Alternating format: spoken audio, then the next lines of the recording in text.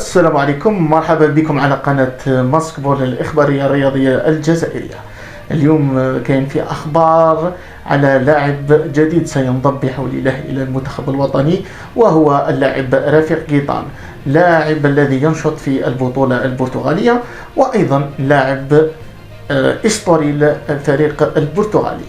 هذا اللاعب يبلغ من العمر 24 سنة، لاعب ذو أصول جزائرية، يمتلك الجنسية الفرنسية والجزائرية في نفس الوقت، وحاليا ينشط في البطولة البرتغالية، وهو لاعب سابق للعديد من الأندية الفرنسية.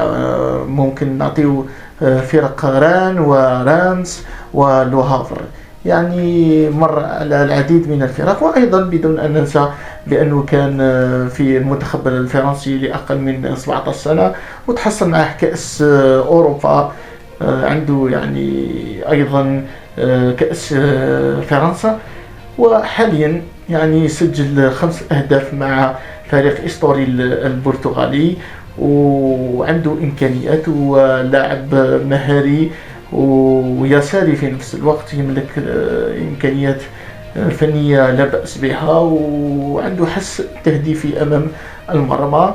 إن شاء الله يقدم الإضافة للفريق الوطني الجزائري، ويكون خليفة محرز بإذن الله.